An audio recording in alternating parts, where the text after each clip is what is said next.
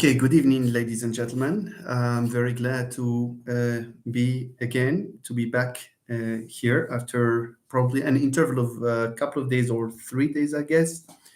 See Mustafa Morshid, hello. See Abdullah Ediba, here we are. Thank you.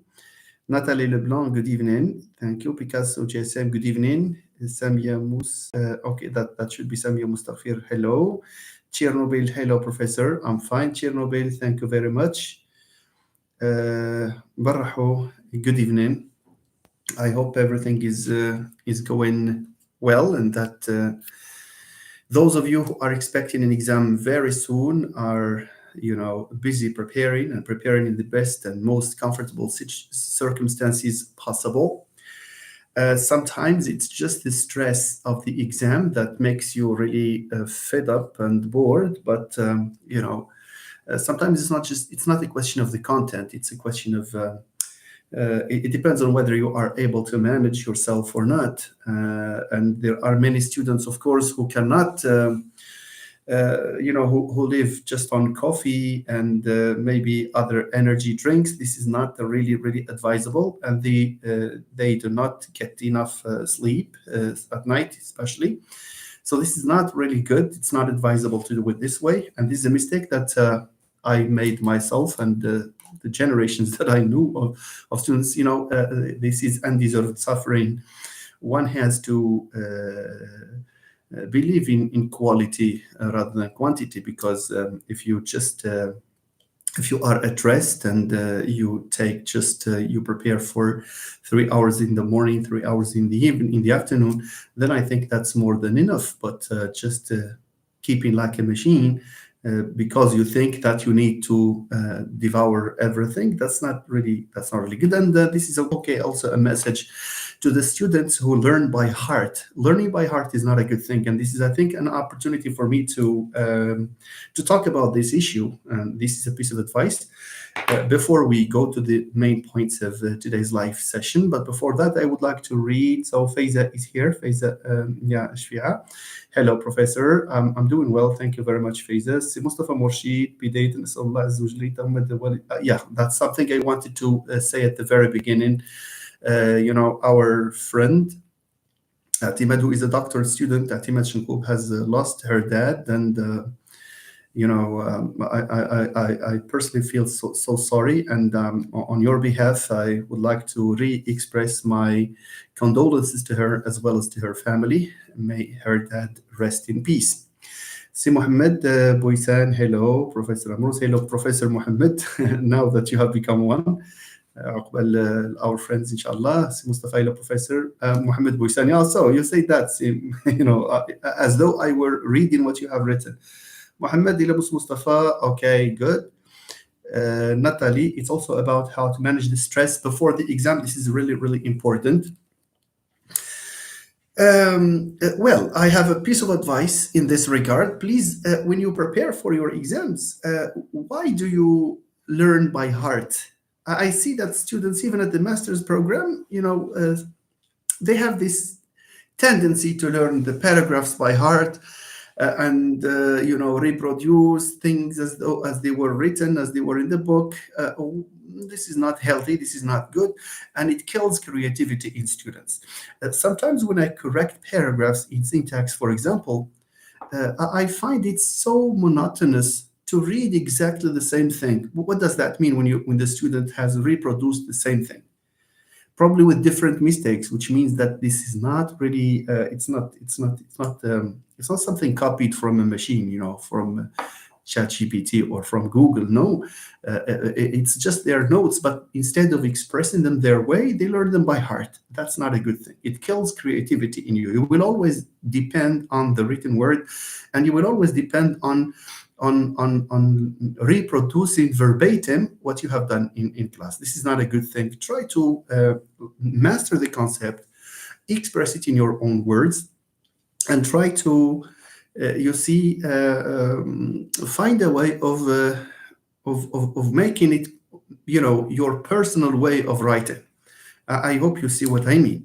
You studied paragraph writing, so you know how to write a paragraph. You know that there is a topic sentence. You know that there is a Supporting information one, it's concrete example. Supporting information two, concrete example, concluding sentence. So you know the structure already. All that you need to know now is the concept that you are asked to write a sentence, a paragraph about.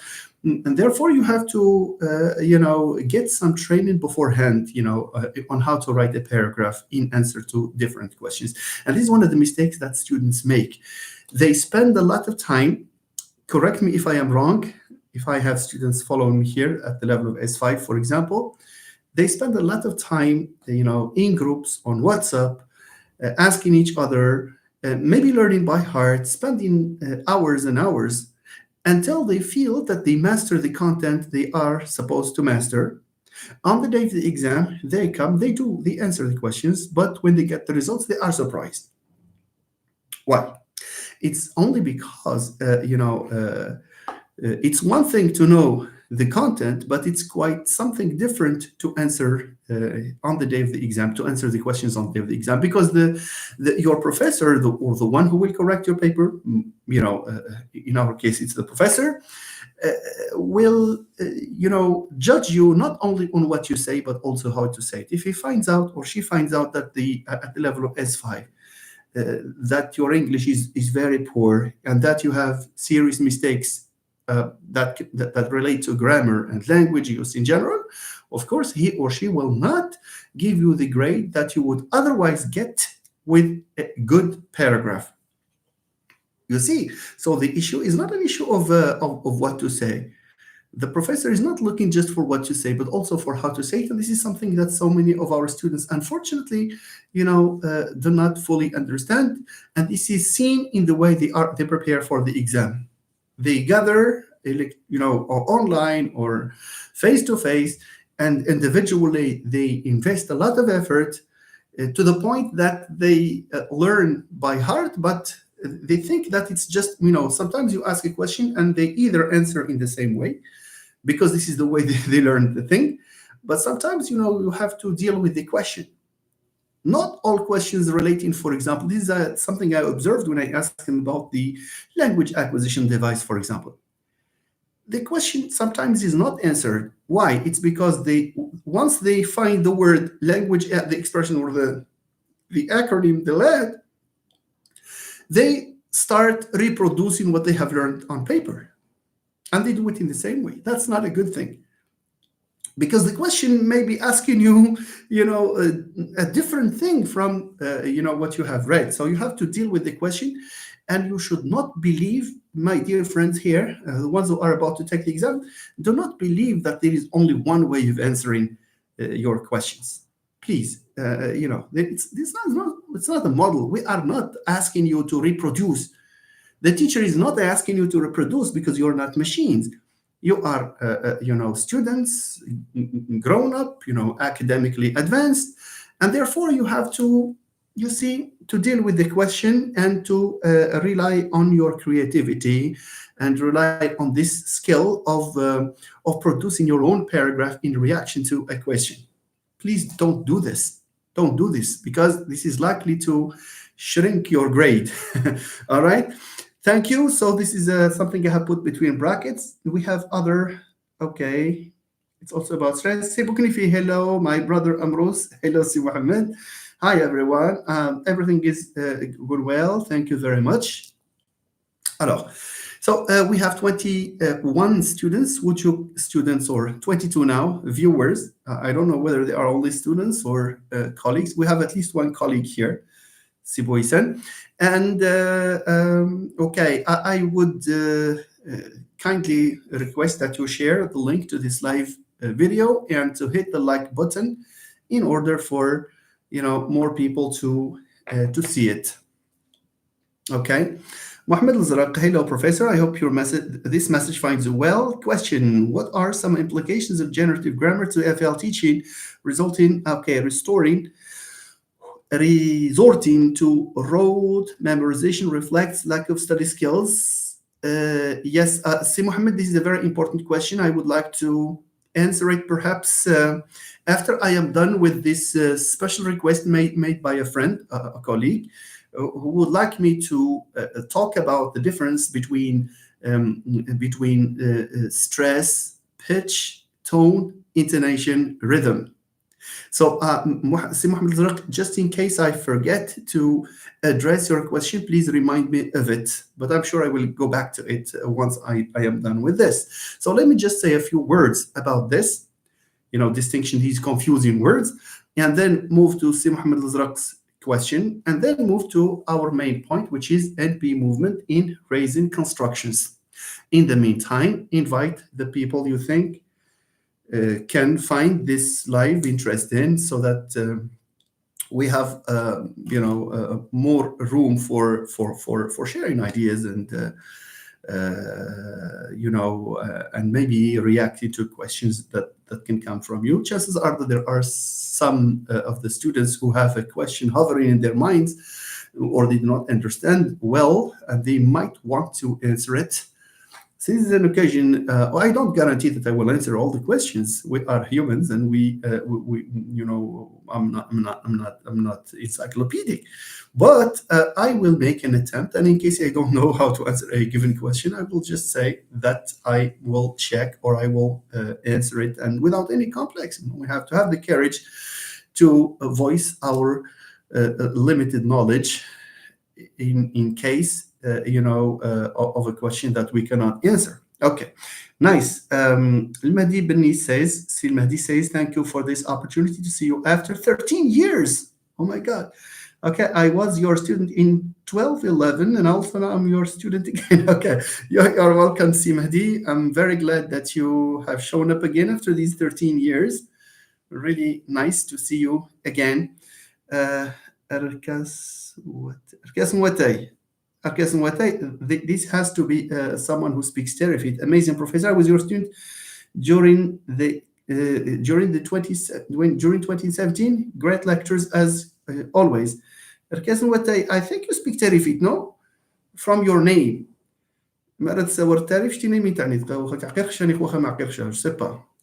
I can't remember, so please let me know. So thank you for joining us once again. Let me just open a bracket in answer to this question asked by our friend, a friend of mine, of course, and a colleague who was herself asked by someone, probably a student. So this has to do with difference between pitch. Let's start with pitch, tone, intonation, and rhythm, and also stress. These are very confusing words. Why are they confusing? For two reasons. Number one, these features of speech are called suprasegmental features. That is to say, so because in phonology, we have what is segmental, like consonants and vowels. These are things that you can see and that you can write. But for suprasegmentals, no, they have to do with how loud your voice is, whether the tone is rising or falling. We will see later on, and so on and so forth. So let's just explore these words one by one. So one reason is that they are suprasegmental, and they are very elusive. Elusive means that they elude, they escape quickly because they are not concrete. It's not like p and b, where you can see the articulation. When you say p, you can see the lips. When you say k, you can feel the touch of the tongue with the the veal, okay, with the palate rather than veal, the hard palate. And when I say u or e or a, you can locate how high the tongue is in the oral cavity and what part of the mouth, and whether there's a lip rounding or not. These are somehow concrete aspects of speech, but there are other aspects that are not segmental. They are neither consonants nor vowels, but they are hovering. They are flying. They are features that attach to the consonant or the vowel, or to groups of consonants and vowels, and this is why we refer to them as suprasegmental features. Suprasegmental. Let me write it here. Suprasegmental features. That's number one. That's number one. That's the reason why. That's reason number one why these are not. These continue to be confusing for students. Okay, and for us all. The second reason is that in the languages that are around us, I just say Arabic, English, French, Spanish, Amazigh with all the varieties, these do not contrast words by means of tone, for example, or by means of stress, aside from this so oft quoted example in English. There is a difference between, for example, saying record versus record, record. The difference between the two, of course, record is the noun. It's the word is written in the same way. Sorry, record is the noun, but the verb is to record. Why? It's because in English, it's habitual to stress. In case you have a disyllabic word, you stress the second syllable if the word in question is a verb. So whenever we have a verb with two syllables, it is the second syllable that gets stressed. Okay, that's why we have rebel, to rebel, but the noun, sorry, the person rebelling is called a rebel. Rebel, rebel. It's written the same way. The meaning is it conjures up the same meaning. The same thing goes for increase, increase, and increase to increase, and so on and so forth. We have other words, and Si Mustafa is giving us a very interesting example here. It's to present. You present something to someone, or you present someone with something, but you are present, or you give someone a present. As you can see, when we have a verb, stress generally falls on the second syllable. But apart from this example, we do not have examples of words that contrast only because stress has shifted from one syllable into another. Even in this case, we cannot speak of a minimal pair. For example, the present and present are not a minimal pair. Why? It's because the meaning is still the same. You see, it's not like Chinese, as we will see, where they have different tones referring to different or having different references. So these are the two reasons why these suprasegmental features are not so clear to us, speakers of the language that have had cause to mention. Okay, I repeat, number one, they are elusive. Elusive means they elude, not from illusion. So elusive with an E-L-U, they are elusive because number one, we do not have them in no. Number one, it's because they are not concrete. They are not like consonants and vowels, and we do not feel them in pronunciation. We do not articulate them. They are suprasegmental. They are not segmental. Number two, we do not use them. They do not have a clear phonological role in the languages around us. That is to say, for example, we do not have, for instance, a tone that contrasts two words, or stress that contrasts two words, or pitch that contrasts two words. Okay, so that's basically the idea. That these are the reasons why these words are not really clear. Now let's start with the first one. The first word is pitch. The pitch of a given sound, okay, or a given word, or a given syllable. The pitch refers to the loudness, to how loud you pronounce a given word.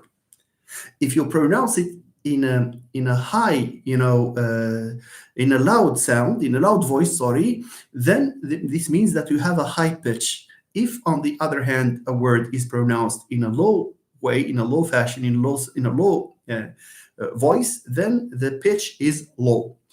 Now, generally, when we compare males and females, generally the female speech is characterized with a high pitch, while the male speech is characterized generally by a low pitch. And this can be explained by the physiognomy of males and females. It's because females have probably have first an Adam's apple, which females do not have, and it's not the esophagus. The pharynx. The pharynx is wider, and the vocal cords are larger, which means that there are vibrations that resonate well, and the consequence is that there is a loud voice but not a loud pitch. uh, for females, the vocal cords are relatively short, and the throat is relatively narrow, which means that there is no room for these reverberations to take place. But this is compensated by the fact that the female's vocal cords, because they are short, and they vibrate more frequently than males. And pitch, a high pitch, is characterized or is explained by a more frequent vibration. It's of the vocal cords. This corresponds to, this produces sound waves, okay, that are sharply, high.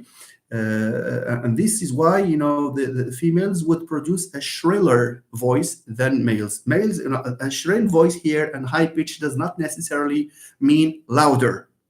Okay, it's how sharp, in a sense, this is okay. Good. So let's move on to the tone. Now, the tone is something that we need to know, despite the fact that the students doing linguistics, specifically phonology, have to know about this notion of tone. A tone simply refers to the rising. So we have a pitch, which can be high or low, but the process of rising it or lowering it, it's the movement, it's dynamic, okay? This is the tone. Some languages use tone. They are referred to as tone languages. They use tone to contrast words. For example, sometimes you have one word. If you pronounce it with a high tone, a tone that goes from low to high, it means something. You take the same word, but this time you pronounce it from high to low, it means another thing. If you pronounce it with a neutral height, okay, then you produce a third word. And if it's low, from low to high, then that's another word. There are three languages that are typical examples of tone languages, where you have one word that can be contrasted simply by changing the tone. We don't have this in Moroccan Arabic, we don't have this in English, nor does it exist in French or the languages around us. So let's take the word ma. I have written the tone here, okay? Ma, for example, in Chinese. In Chinese, there is the word ma. And ma, 1, 2, 3, 4, it has 4 meanings, okay?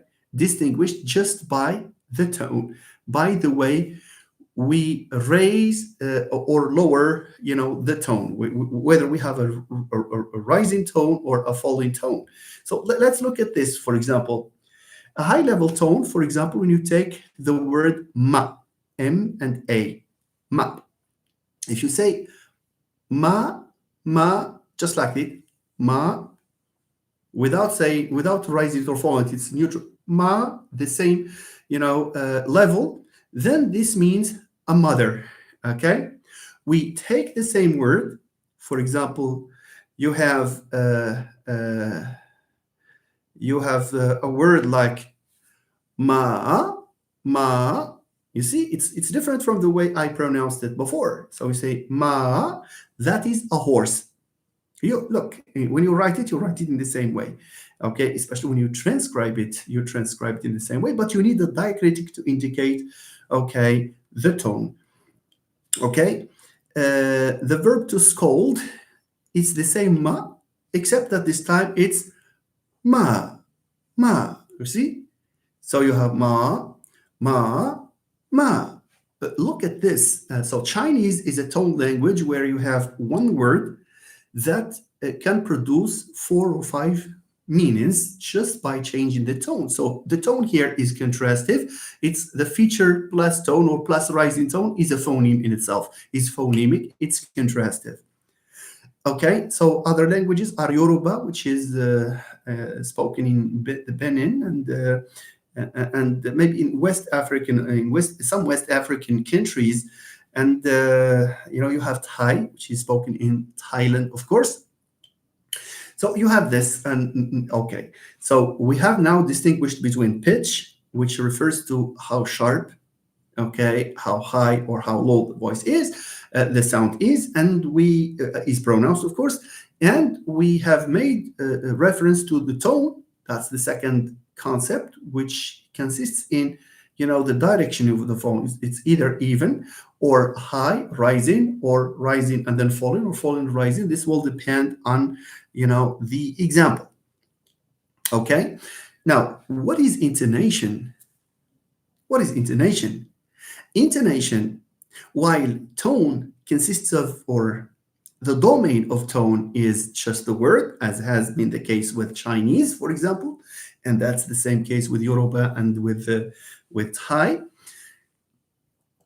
Intonation is this rising and falling, pitch, but this time at the sentential level, at the level that goes beyond the word. Some idiomatic expressions, some interjections. You see, these can be uttered by means of a tone and by means, of an intonation. They can be regulated by a certain intonation. And by the way, intonation here, while different intonations can indicate different moods, different attitudes, different emotions, different states of of the mind, moods, as I said. They do not contrast words, and they do not change the meaning of the sentence altogether. And most of the time, they have this pragmatic, usage or pragmatic use. Let me just give you an example. We have a word in Moroccan Arabic which is wakha. Okay? Wakha can be pronounced in different, although wakha is just one word. But then, you say wakha when someone says something you don't accept and you threaten him that you will retaliate later. You say wakha in some sense. You see? So wakha. You see, but then if someone asks you to do something and you accept willingly, the way you pronounce wakha is not the same, of course. Wakha, see, for instance. Okay, you have a word like wheelie, and which is typical. Ladies would say wheelie when they are taken in surprise. The way they say it is not that the way the gentleman would say wheelie. So this has to do with this intonation. Okay, the same thing goes when you make a request. For example, sometimes you distinguish between an order and a request just by this intonation. Just imagine when a father, wanted to or shows anger to his or her son, for example, who has made a mistake. Come here in Moroccan Arabic is in one tone, but if he wants to offer him or her a gift, then come here is said in a different tone. Okay, I hope you understand this. Sometimes we change the intonation. We change the intonation to invoke different feelings, different attitudes, different moods. Okay, good. Now for stress, I'm sorry, I'm going through these things very quickly because some of our friends are still waiting for what will be written here. It's the NP movement in raising constructions.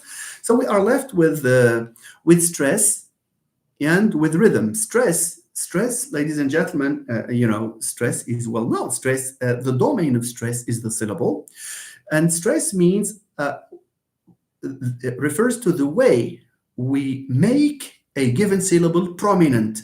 Prominent means we stress it, we put emphasis in it or on it. Okay, for example, when you say international, the word international, look at this, international. So I put stress on of national.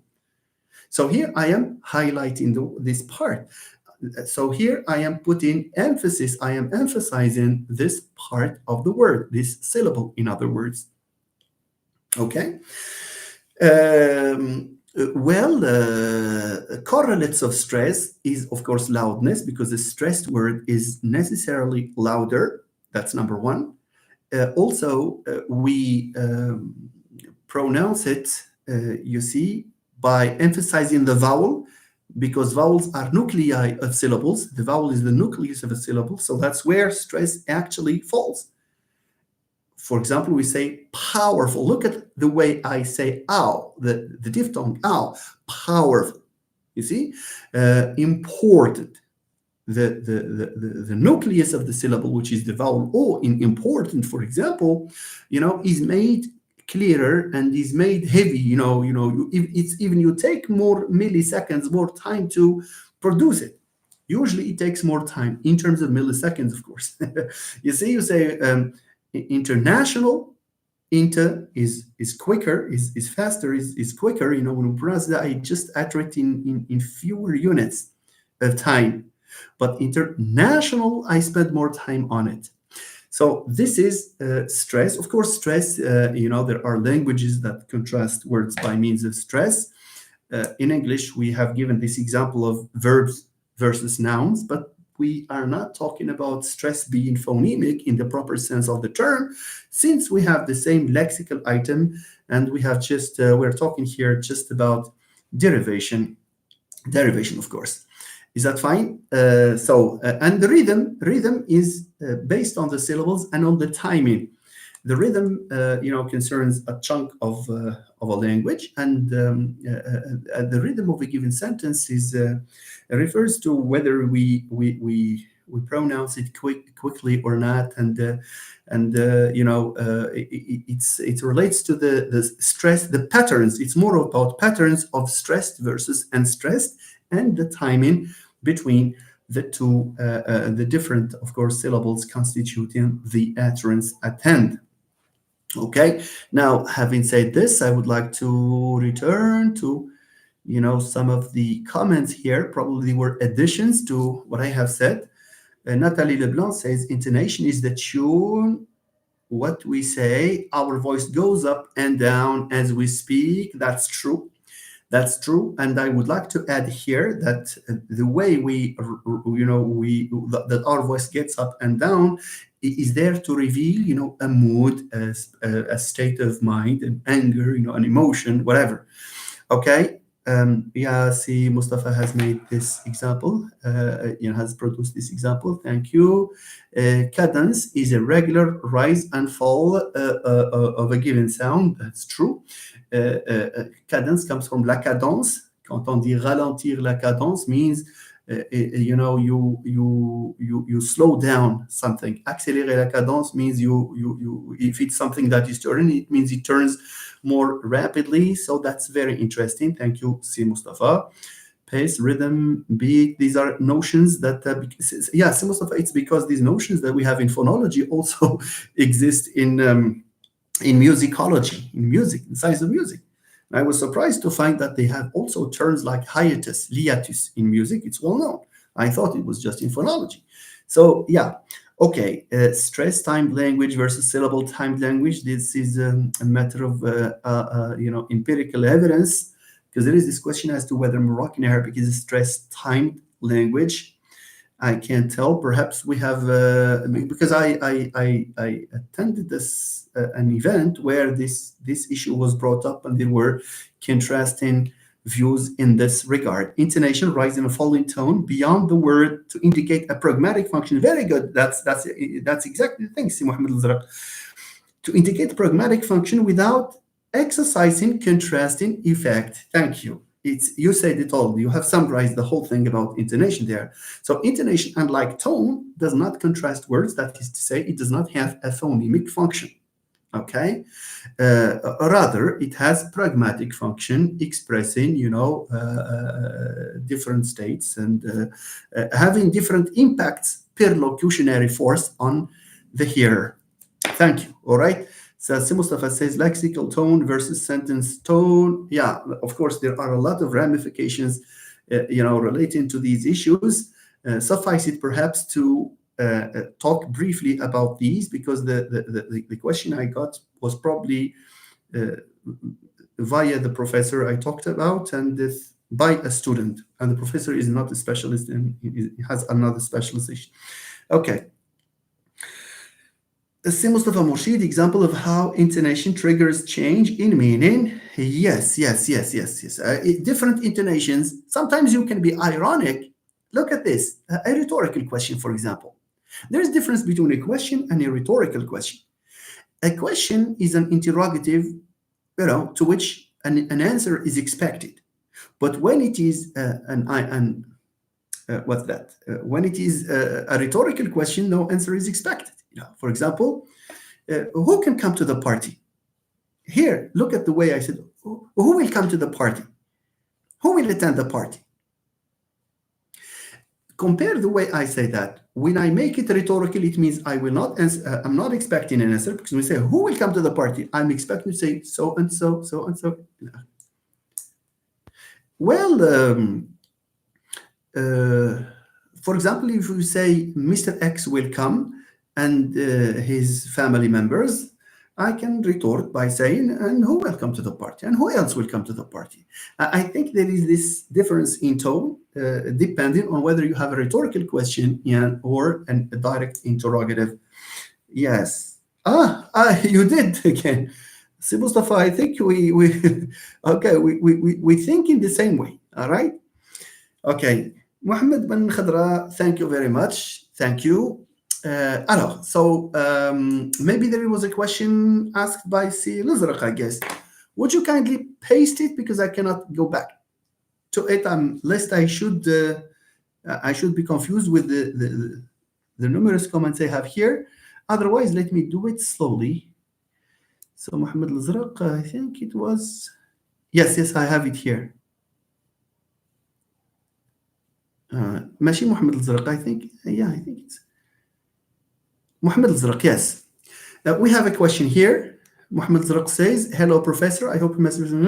What are some implications of generative grammar? Yes.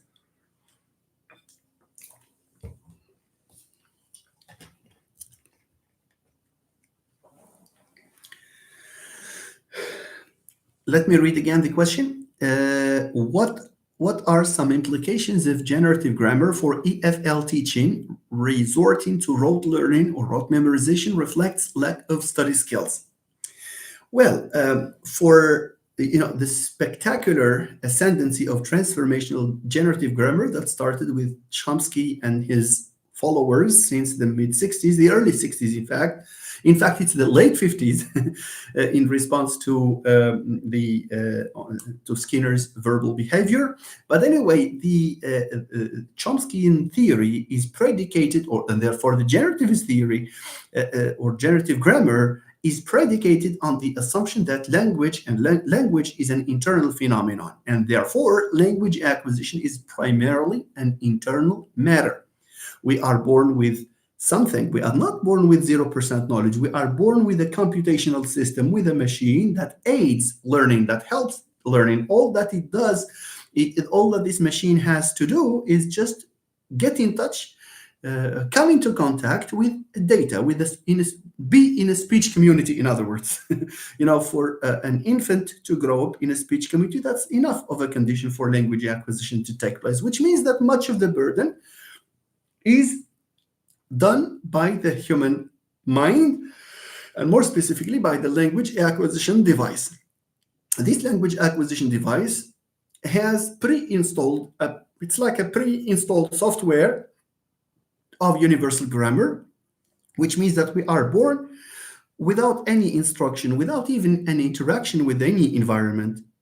We are born with the capacity to use or to speak any language on earth. Why? It's because the Lat is assumed to contain universal principles, universal language principles. From the start, from day one, the infant knows that, for example, unconsciously, when I say knows, it's unconscious, knows that, for example, that languages, have subjects, they have verbs, and these categories, they are given to us. We do not learn them, we do not discover that. Why? It's because this is a property that every single language has. There is no exception whatsoever. Also, that in languages we have consonants and we have vowels, and that, of course, in languages there are different phrases that have a head from the same category. and so on and so forth. And of course, there are more complex, like C command. C command is universal, we are born with that. Subjunctive condition, you have all sorts of concepts that we are born with. This being the case, here I'm talking about first language acquisition, then I move to the implications. This being the case, that is to say, because we are born with the language acquisition device, we are endowed with this capacity to acquire any language, the acquisition burden is made easy. This is a very good explanatory, framework for language and also for language acquisition. I'm talking about generativism.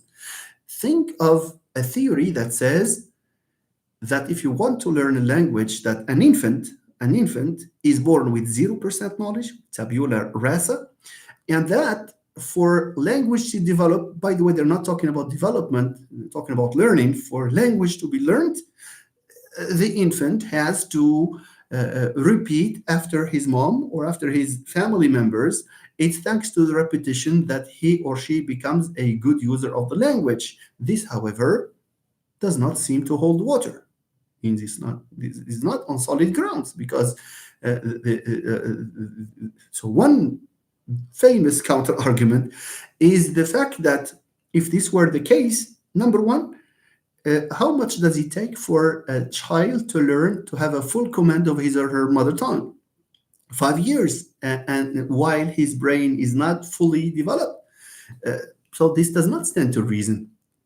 Only by postulating the existence of an internal mechanism that aids acquisition can we account for the rapidity, the phenomenal rapidity whereby language acquisition has taken place. The second thing is that if children learn their mother tongue just by repeating, then how can we explain the fact that children produce mistakes that they have never heard before? Like I goed instead of I went. I think that you are instead of I thought that you are, etc. Okay, this shows that they are not imitating, but rather they are, developing their competence over this short period of time. Now, with this said,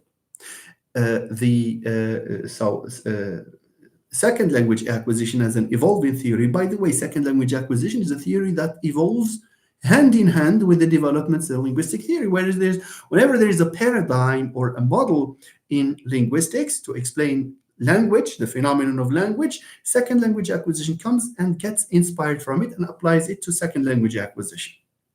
And this is exactly what happened in the 60s when people, because in second language acquisition, what do we have? We have the famous paradigm referred to as contrastive analysis, where people would contrast language X with language Y, the mother tongue, the child's mother, the learner's mother tongue, and with the target language, and they would produce a syllabus that predicts, the errors, and the pedagogical, activities need to be installed such that, or need to be in place such that the learner will be involved in intensive drilling in order to learn the language. And here, the implication is that there is no room for a mistake. Mistakes were not tolerated. Okay. Now, when when generative paradigm, was on the rise, or when it started, it was in the mid 60s that people started to adopt the assumptions of generativism. Again, they assumed that second language acquisition, like first language acquisition, is a process that is also internal, contrary to contrastive analysis and the audiolingual method that ensued from it. Okay, that was the first by certain Corder, Pete Corder.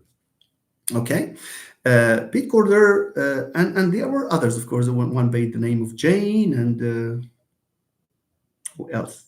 Anyway, there was a group of researchers, of pedagogues. In fact, they were teachers who made this remark that there are mistakes that learners produced that cannot be ascribed to the mother tongue. You see? And the explanation here is that these are developmental errors.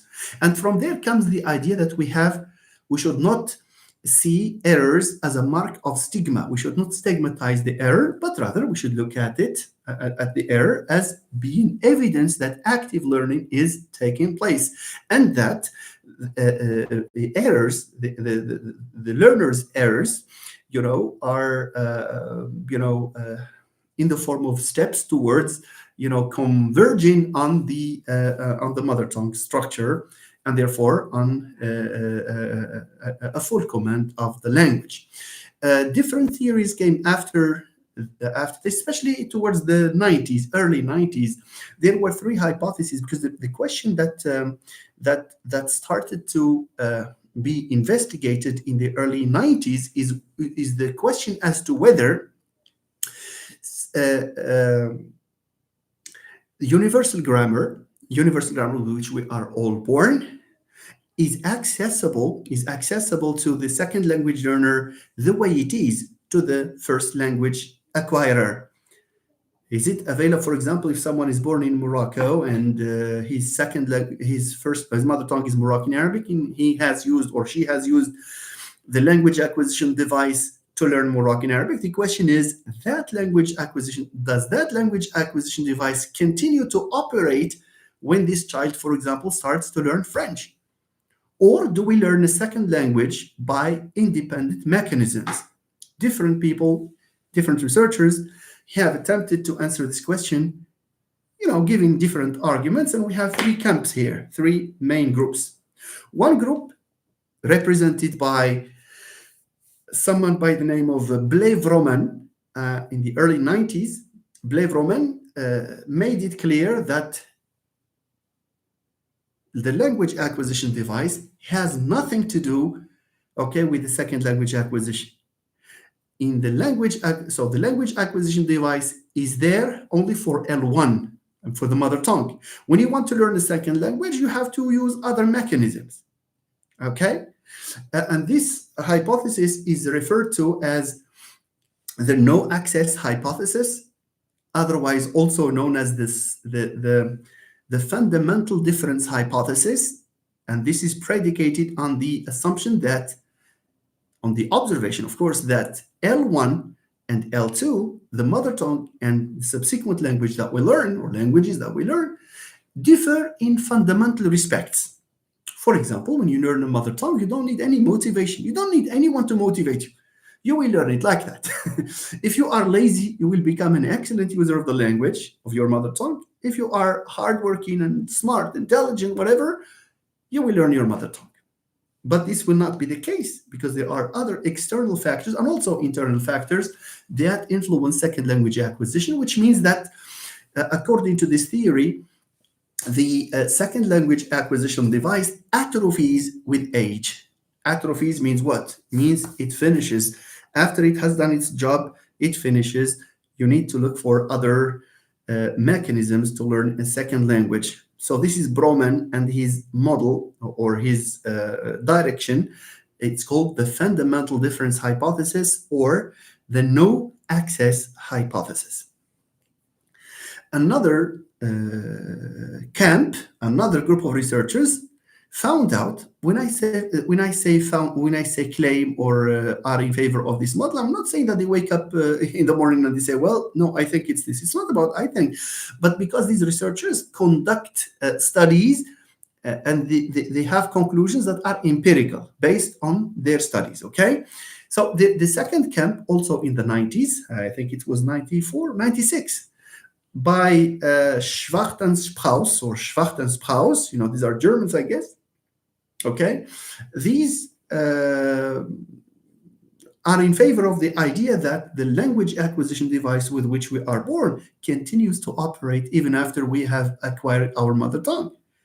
Okay, so this is referred to as, look at this, as the full access hypothesis. Full access hypothesis means that we have full access of okay, to universal grammar principles, to our language acquisition device when we acquire our mother tongue.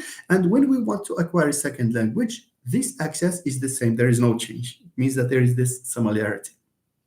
And this hypothesis is also referred to as the strong continuity hypothesis by Schwartz and by others, of course. I'm just talking about I'm mentioning the representative pioneers of a given model.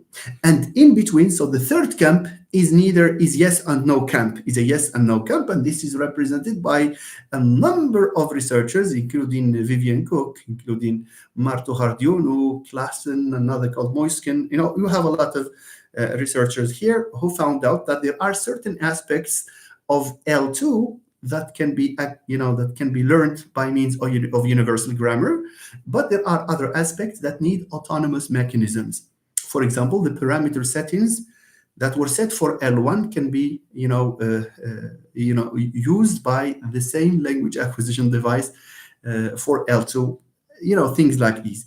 So having talked about this, okay, what are the implications? Of course, in the field of second language acquisition, apart from error analysis and its development, because this developed into interlanguage, etc., there was the famous Krashenian approach to language acquisition, which is heavily influenced by the mother tongue.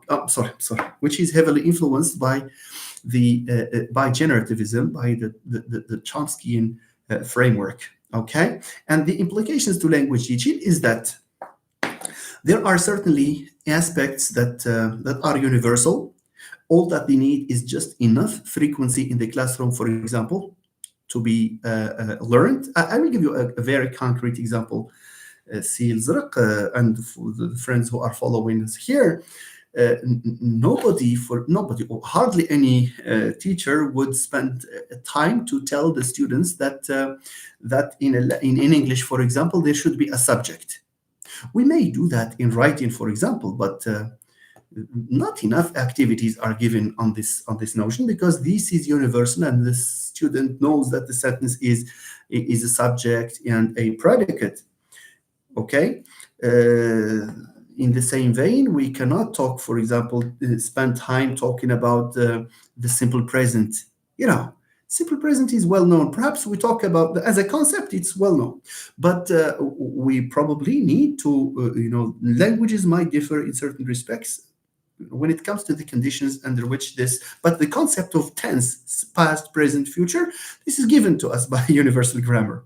Okay, language particular rules, yes, they differ, and they need special activities. Now I'm talking just about here. I'm talking about the features that are hard to learn. And these are features that are language particular or language specific, and these features that cannot be aided by frequency, because frequency has a say in acquisition. When you hear something by frequency, I mean the occurrence in the input. When the teacher, for example, puts emphasis, let me say it this way. When a teacher, for example, in the classroom, on a daily basis makes use of a given structure, automatically the students will learn that. They may not spend any effort to learn these expressions. Okay, you may have learned things, in the classroom without necessarily having them in your syllabus. You learned them just because you heard them time and again from the teacher. So input here is a key factor in learning a given second language, and especially when it comes to structures that are similar to the mother tongue. Here, Krashen is making a distinction between the acquisition of these features that are easy to learn and features that are somehow difficult to learn, and that's why he makes a distinction between acquisition and learning. Acquisition does not need any effort, or at least it needs only little effort, while learning needs an amount of effort, probably in the form of drilling, in the form of exercises, etc. Okay, so input here is if there is an implication, because you are asking a question about implications of generative grammar to FL teaching. So the role of input is necessary. Why? It's because the number one, even the aspects that we find easy to learn, we need an input to make sure, because the input here provides us with what we refer to as positive evidence. Positive evidence, it shows, they tell us, or it tells us that the rule that we assume applies to this language is correct. That's positive evidence. When I hear someone or I read a text that conforms to the rule I have, it means that my rule is healthy, it's fine. And there is also what we refer to as negative evidence. That's the role of the teacher and of the syllabus and the classroom activity. Okay. When, for example, I assume that there is a rule that applies to the target language, but it turns out that the data I hear from the teacher or from the text or whatever says no, that's not true. Or the teacher can directly say, no, this is not how we pronounce this or how we use this sentence, and that's not the right structure, how we use this expression. Here we are talking about negative evidence. And of course, there are activities that are well tailored to fit these purposes. There are, of course, there's a whole host of, or there are a whole host of activities that can put premium on the aspects that are otherwise difficult for the learner. That's why, Krashen is talking about the input hypothesis, is talking specifically about input plus one. Why input plus one? Because, the assumption is that when you present students with text, for example, or with listening materials, listening activities that are one notch higher than their normal level, it means that good learning is going to take place, because the student will make some effort, will struggle, and then after you go one point further. And this is how learning can develop. If you present students with texts that are easy and with exercises that are easy to handle, then not enough development will be observed. Okay, I'm sorry, I have spent more time than I should on this. I don't know whether I have reactions to what I have said here. Okay. Nation, I think I read these. Yes. Mustafa Morshid is making reference to principles and parameters. That's true. Mustafa Morshid is also, I think it was a reaction to the things I said. Okay, Pete Corder, yeah, he's a famous figure there.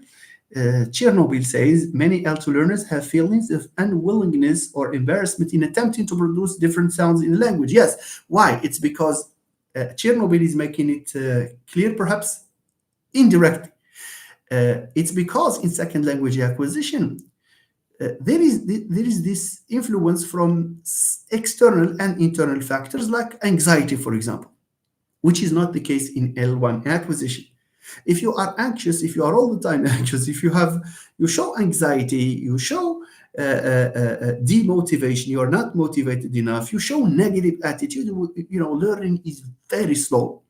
So I would agree with you, Chernobyl, because they are unwilling and they are embarrassed. They feel embarrassed, of course. And it's the role of the teacher here to make the environment secure. If the environment is not secure, if you come into the classroom with the idea that from day one the student is lazy, that's the worst that can happen in the classroom. You get into the classroom with the assumption that your students are all lazy, are all, not interested, and they are worthy of punishment. No, the teacher should not do that from day one, because this way the teacher will demotivate everyone. You come and you express even the hello that you say it in an angry tone, and you start threatening from day one. That's not a good way of dealing with students. Come on. Okay, so please, if I have friends here who are about to start their teaching career, and if they are even at the private, please, especially when it comes to adolescents, try to show that you were a student like them, and that you had difficulties too. Difficulties are normal, and that we are like a family here. Say anything you want to say. If it's a mistake, there is no problem, because all make mistakes. Something like this. Okay. So, in order to relieve this, environment of anxiety. Yes. Okay. See, Mustafa says, according to Salinker, when a learner learns a foreign language, he or she develops an interlanguage. Yes, as I pointed out earlier, the term remains controversial. One, it's a controversial because there are probably theoretical models that would not accept the idea that that interlanguage, that learner language, is an autonomous system. However, there are, enough arguments to say, Si Mustafa, that we are here with face to face with a system that behaves autonomously and independently of the mother tongue and also independently of the target language, as long as there is a unique grammar, as long as there are even unique pragmatics. It's not just syntax, phonology, morphology. You see, and that interlanguage is also a chameleon. It means that it's subject to the same socio-linguistic constraints as is a normal language. But the debate continues, Si Mustafa. I would agree with you. Sirabi Fadil, very happy to have you with us here too. Do we refer to the lad also as language faculty? Yes. Language faculty and the lad are can be used interchangeably. The only difference is that language faculty is broader than the lad. Language faculty, it's like that there is something, but we don't know what it is.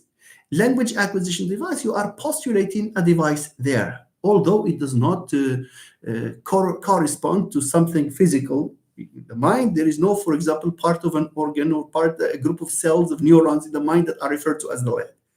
But I understand it this way: language acquisition device is a more specific term and a more technical term than the language faculty. Language faculty is broader, although if you use them interchangeably, there is no, problem whatsoever. Okay, good. Mustafa Moshi. There is also Manfred Pieneman, who believes that learners go through a number of developmental stages in their language learning journey. He's the founder of processability theory. And before him, Si Mustafa, there were a group of researchers like Duley and Bert, like Ravim, and I forgot the others, who talked about Duley and Madde and what's that? Duley, Madden, and Krashen. There is an article written by there was a tradition that developed in the late 60s, okay, that is known as morpheme studies, and they studied the morpheme order, which was found to be universal. Processability theory is more of a psycholinguistic approach, which is, of course, one that continues to be valid. Yeah, that's a good contribution from you, Si Mustafa. Comprehensible input. Yeah, comprehensible input. That's the theory of comprehensible input plus one. More specifically, Mustafa, acquisition is untutored development, whereas learning is tutored development. That's one way of looking at it. Thank you very much. Yes, negotiated input is L2 or in L2 material is L2 material that the learner can acquire in interaction through request for clarification, while active attention is being focused on what is said. Yes, negotiation of input, input needs to be negotiated anyway. Why? It's because when you negotiate, means you are active. Active learning will always lead to better results than passive learning. Passive learning will make what we refer to as the silent period very long. So it's fine. It's good. Yes, I think that's a good addition. Chernobyl. Thank you, Si Mustafa. We usually talk about comprehensible input, but output should also be comprehensible. That's for sure. There was someone by the name of Wang, I think it was a Chinese, who talked about was talking about this comprehensible output. The exception, the only thing is that input output chronologically, input antedates output, and comprehension antedates production. For comprehensible output, the teachers need to have to devise activities so that they can make, especially the students, writing and speaking more comprehensible, because we need to inculcate the idea that students have to put themselves in the shoes of the ones who will read. There are certainly activities to do that, like continuous activities of writing and speaking activities in the classroom, role play. This is all, these are all, good activities to make students produce language that is comprehensible. Thank you, Professor, for the rich, comprehensible, and comprehensive input. Thank you, Silzrat. I like the fact that you put it that way. So thank you very much. Now I would like to seize this opportunity because my students probably are, yeah.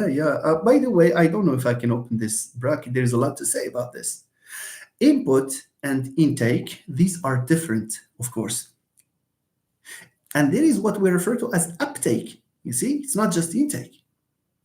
And anyway, when you have, this is very quick. When you introduce, for example, a given learning approach or a given method or whatever, and you have a pre-test and a post-test. And if the post-test shows, for example, a positive impact of method X, okay, this is not a guarantee that that this method has given its desirable results. Why? The researcher here has to. So we have pre-test, we have the treatment, and we have the post-test. The researcher not should, but it's more desirable if the researcher has what we refer to as a delayed post-test, means after 15 days, after 1 month, just to see if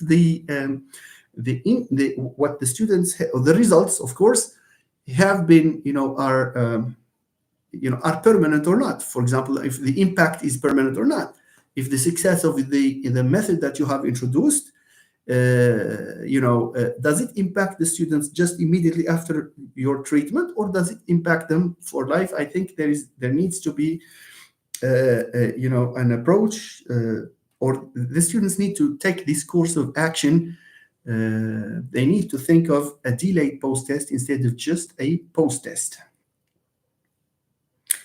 Picasso, GSM, Prof, can you please talk to us about the phonological processes: assimilation, dissimilation, neutralization, epenthesis, and deletion?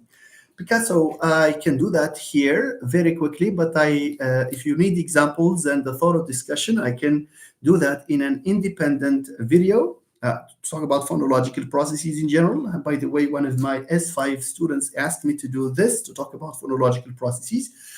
But I think a video on distinctive features should be,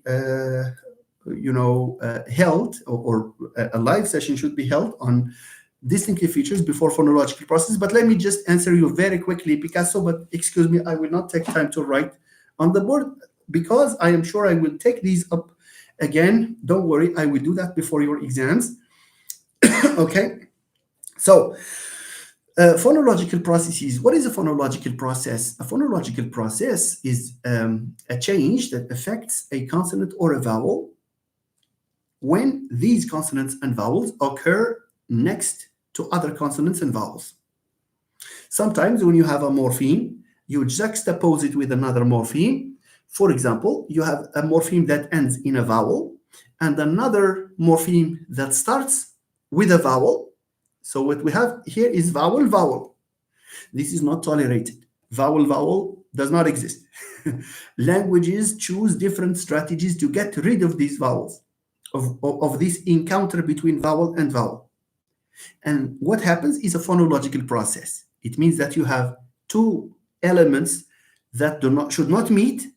So one of them has to change its identity, either to delete, either to have what we call, to transform one vowel into a glide, or different, or to insert a consonant between them. Let's talk about this. For example, let me give you an example, although I decided not to use the board, but this is phonology. Look at this. Something we say in French, but we do not pay attention to it. Look at this.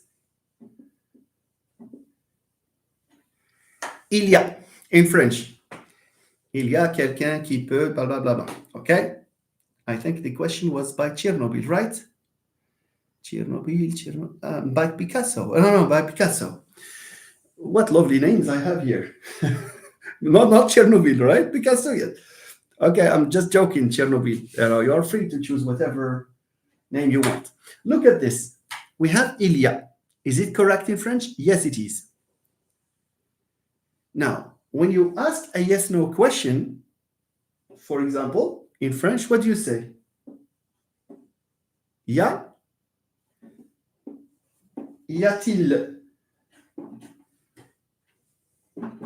Where does this t come from? علاش هاد t? Where? It's it's because if we say ya without this till, we will have ya il, this and this. We will have a and e. A and e are two vowels, and vowels do not meet. We refer to this encounter between a vowel and another vowel. We refer to it as a hiatus. Hiatus.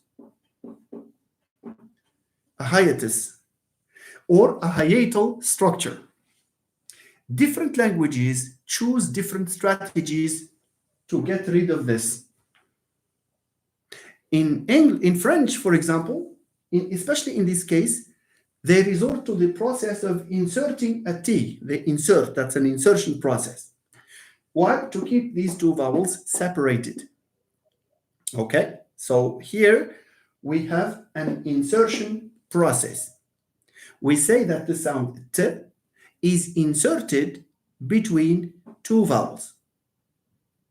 Okay, nice. So in Moroccan Arabic, for example, I think I talked about this. I'm just bringing up these. I think I should think of. Okay. Let me give you an example from Terifit. I don't know if we have any Rifi speakers here. In Terifit, if you want to say bottle, what is it? It's thaziyat. Hak.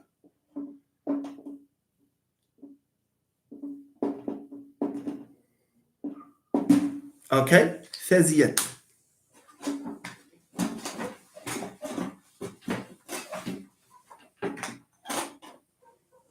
If you want to use the demonstrative, this, it's just a. You used a.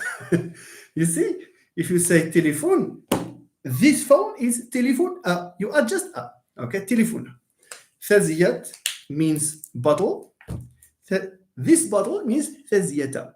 Okay, so you add a here. Is that fine? If you want to say medicine, a medicine, as is the case with Moroccan Arabic, we say dua. Look at this. If you want to say this medicine, and because this in Terifit is a, what we have is dua a. What do we have here? We have a hiatus. Okay, and this is a no. This is a hiatus, and this is not tolerated in languages. So Terifit here resorts to the insertion of a what? A glide.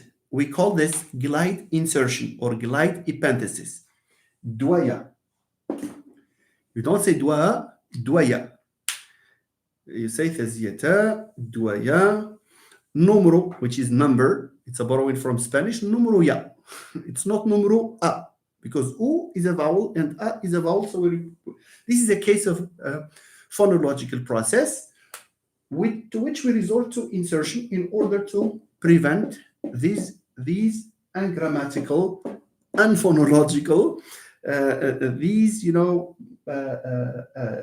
these wrong structures, or this wrong structure, which is vowel plus vowel. Okay, so in numero, so you have u, numero plus a.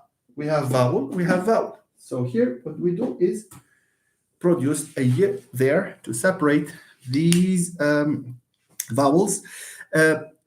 Picasso, I don't know if I can continue. I have plenty of examples and plenty of explanations here. Please allow me to come back to you probably in a couple of days to say something about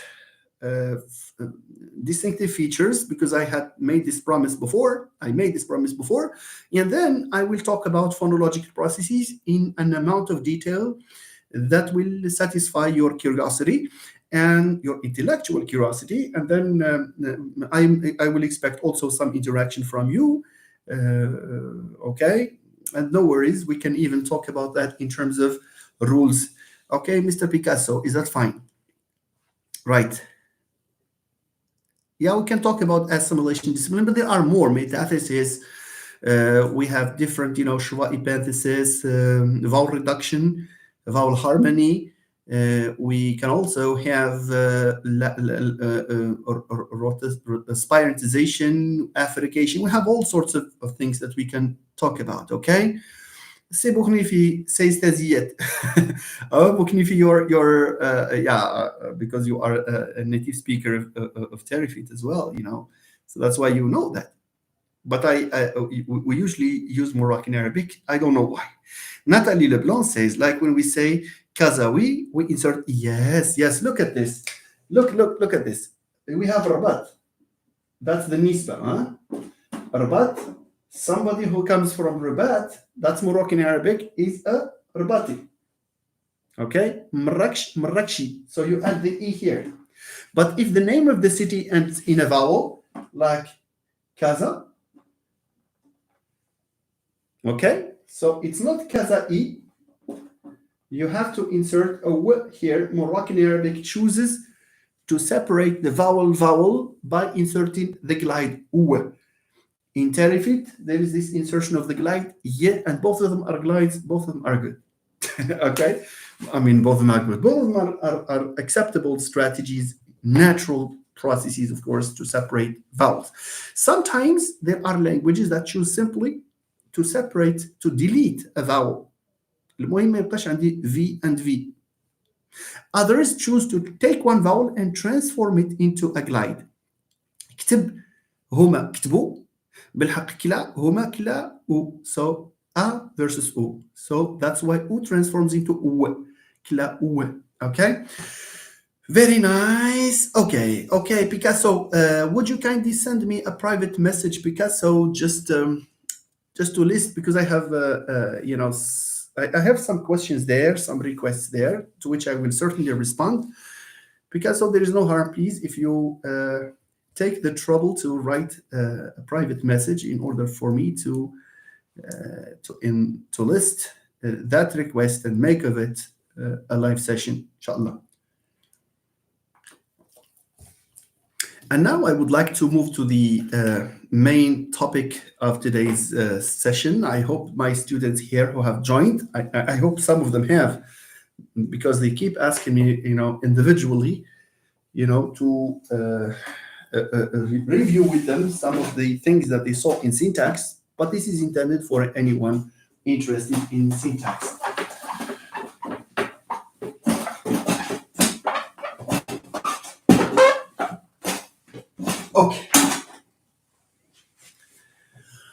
Okay, let's now take off the hat of phonology and second language acquisition and wear the hat of syntax. Well, just as a kind reminder, we know that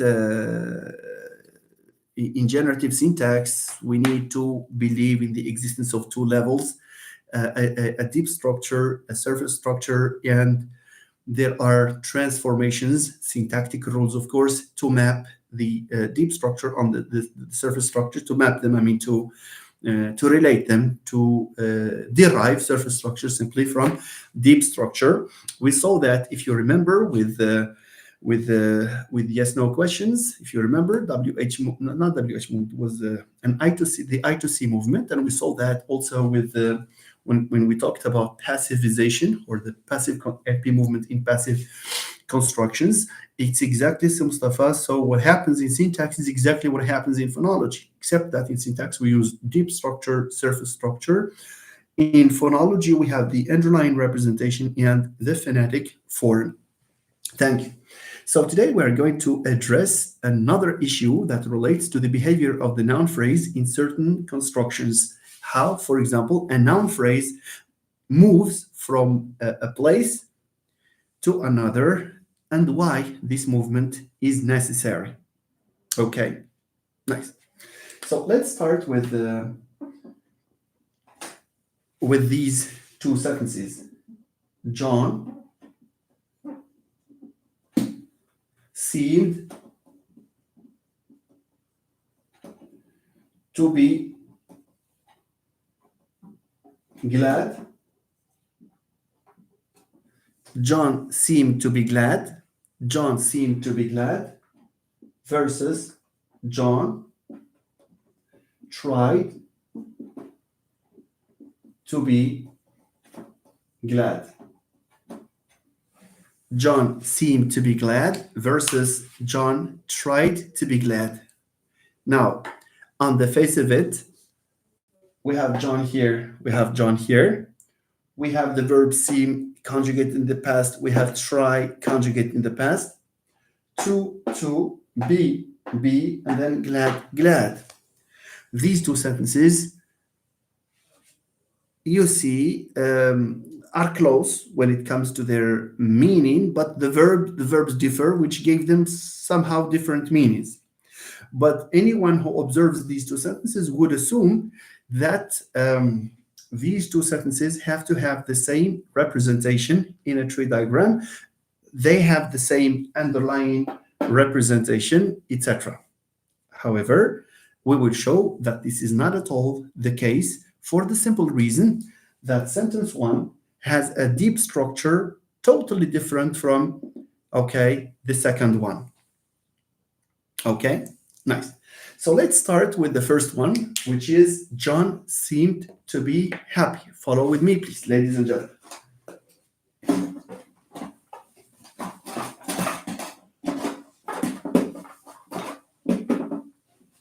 All right.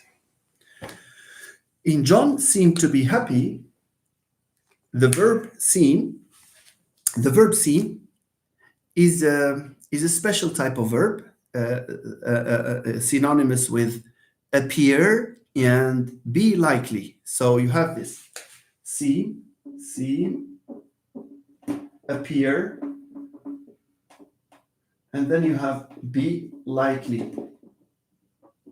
We say, for example, John seems happy, or seems to be happy, seems to be happy. John appears to be happy. John is likely to be happy.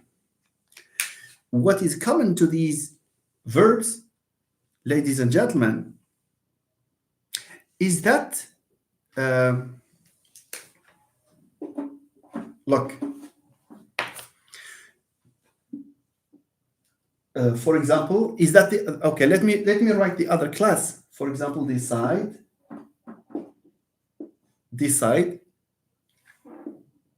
attempt,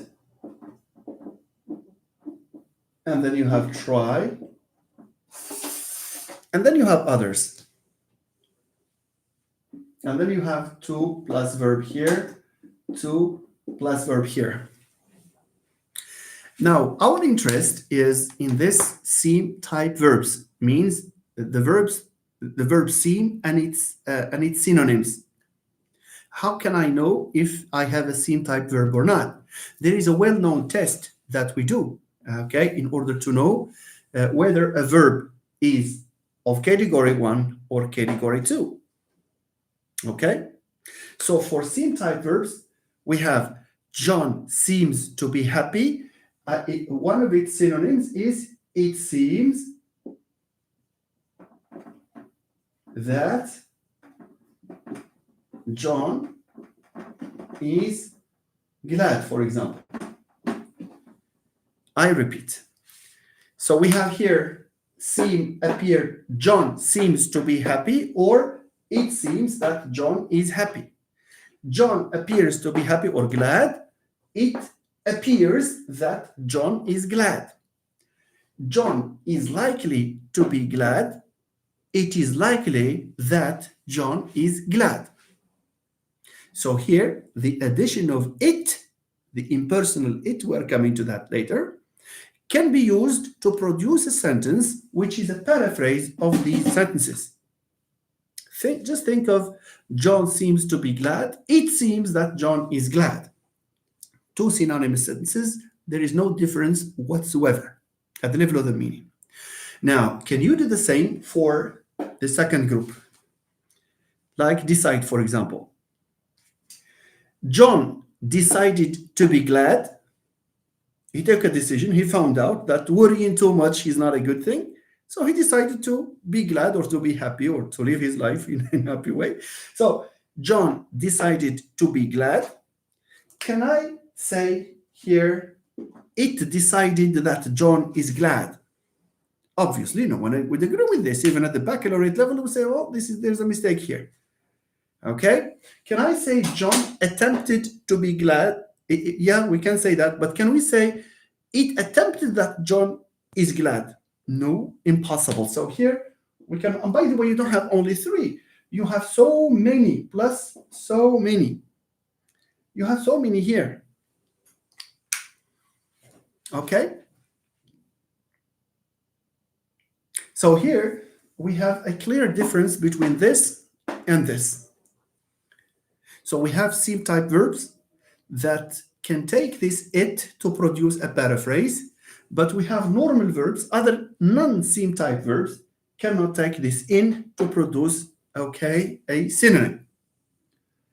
Which means what?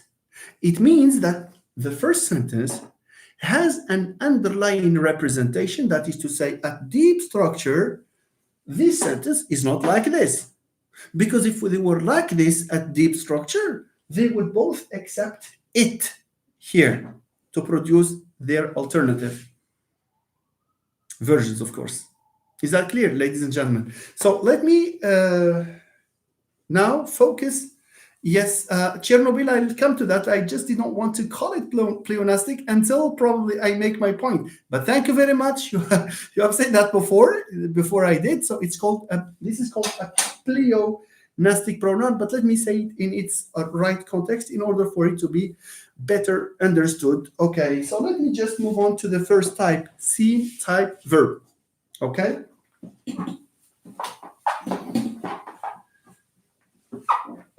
I'm sorry.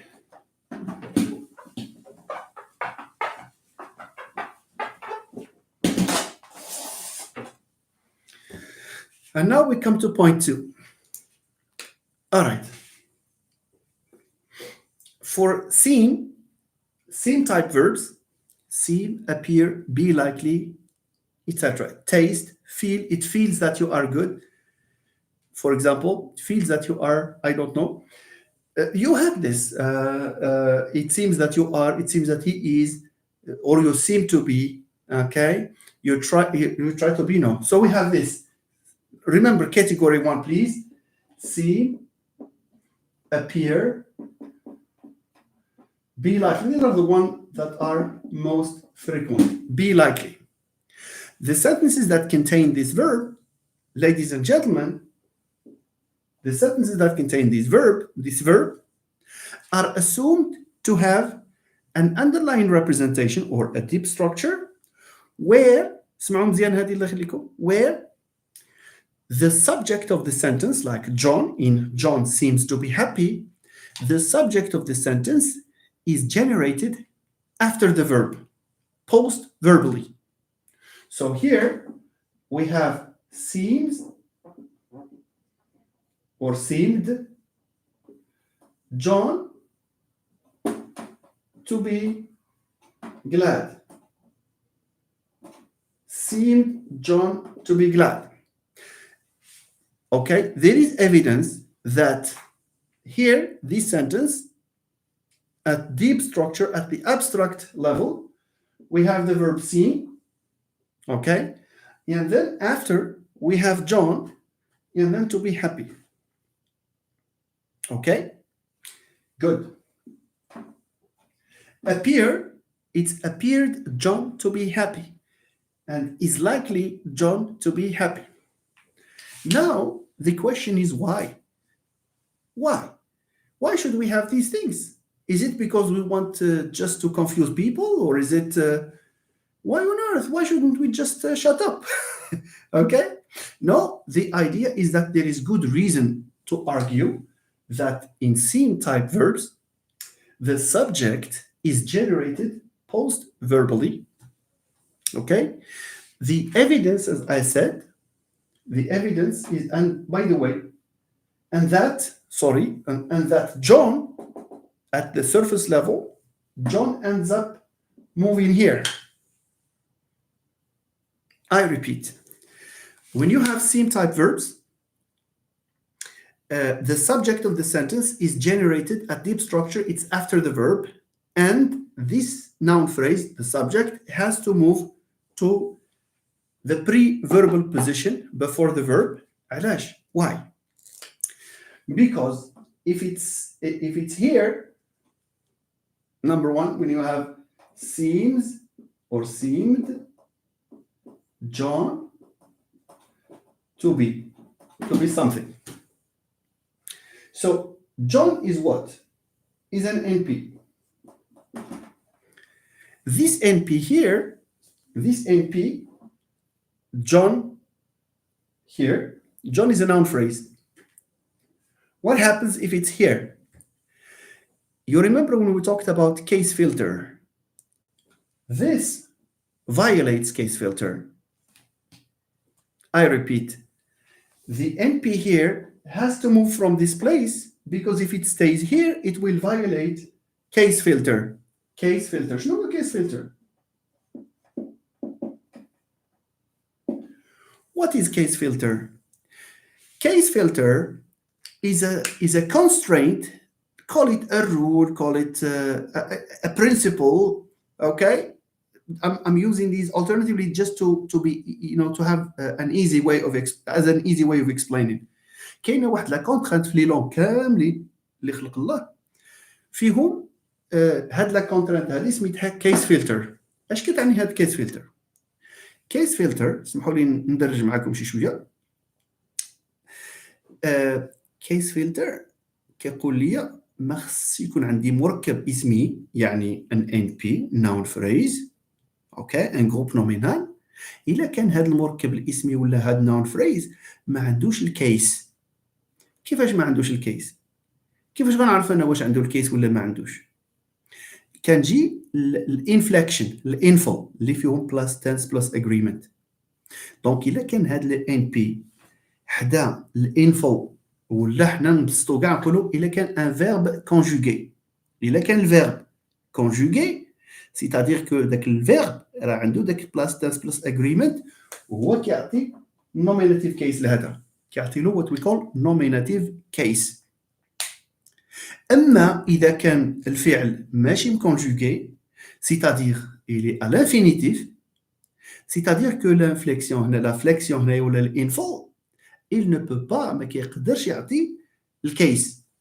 علاش؟ because only finite infos can assign case. وبالتالي هنايا هاد الان بي هذه الا جات هنا راه it cannot give case to this NP. No, cannot give case. علاش؟ اصلا هذه ماشي conjugate. فاقد الشيء لا يعطي. This itself is minus tense minus agreement. So it cannot give tense, it cannot give case to this NP. So NP إلا بقات في بلاصتها هنايا راه غتفيولي لينا it will violate case filter. علاش؟ حيت الكيس فلتر كيقول لي no overt هي ال NP اللي باينه هذه NP باينه جون هاي no overt NP if NP is caseless. هنايا عندي NP ولكن caseless. علاش caseless؟ حيت شكون راه يعطيها الكيس؟ هذا ميت اصلا ما يمكنش يعطي له الكيس. You understand؟ وبالتالي there is an argument, there is good reason to say that John, in order to avoid violating case filter, خصو يهرب من بلاصتو يهرب من هنا. فين يمشي هنايا باش يولي John seemed to be happy. ولا هنايا عنده كيس ولا ما عندوش؟ عنده. علاش؟ حيت هذا لو فيرب هذا اللي جا حداه سي ان فيرب كونجوغي وبالتالي الانفل غيكون فيه بلس تنس بلس اجريمنت وبالتالي هنا اتس ا فاينايت انفل هي اللي غتعطي له nominative case. I hope you understand me. I hope. Okay. Good. So this is the idea. هنا NP, we talk about NP, movement in raising construction. The NP has to raise up the tree. كيطلع الشجرة باش يشوف. It has to raise to look for good fruit. Okay? Fine. To look for what to eat. To look for case. Okay? أنا غيموت بالجوع. You see? So here it's caseless. It violates case filter. It has to move to a place where it can be assigned appropriate case by the finite info here. عافاكم ce qu'il faut retenir من هذا الشيء. Okay? Is that noun phrases do not are not grammatical, are not okay, are not legitimate if these noun phrases do not have case, nominative case or accusative case. Nominative case is assigned by the finite info. C'est-à-dire, if I have a non-finite info, the NP is ungrammatical. It has to move or the sentence is not okay. Is that fine? So that's why noun phrases, especially the ones that need nominative case, has to be in the neighborhood of an I0 of an inflection, which is plus tense plus agreement. That is to say, a verb which is conjugated. Okay? So I repeat, in same type verbs, the assumption is that the underlying representation, okay, consists of the verb plus the subject. It's not the subject plus the verb. Okay, the verb and then the subject. And because the subject exists in حيث عندي to be هنايا, seems to do something, that's non-finite, which means that at deep structure it's generated like that. But because the noun phrase finds itself born in a place, a deep structure, in a place where there is nothing to give it nominative case, كهرب, it escapes. يقلب على راسه هنايا مثلا باش يلقى الفيتشرز ديالو هذا, you see. So it goes to the neighborhood where you have a conjugated verb. It raises in the tree, to do that. Okay, nice. Now, how can I know that? Is there any argument? Is there any evidence that at deep structure we have C plus NP? The answer is yes. Yes, there is. When I say, look at this, seems John to be happy, this is ungrammatical. علاش? Because John here, لو كانت هذه finite غيبقى بلاصتو. نعاود. لو كان John, the noun phrase John, ياك لقى راسو حدا an infal which is conjugated, which is finite, it means that it will not move. علاش غيخرج وهو عنده finite infal حداه اللي غتعطي له مثلا nominative case? Do you understand? So that's why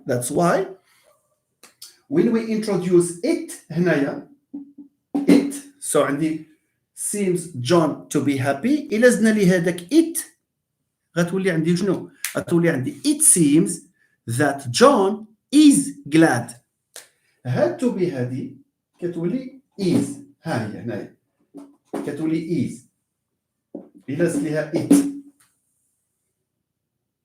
وإلا ولات هذاك to be غتولي is, it means le verbe est conjugué دابا, ياك.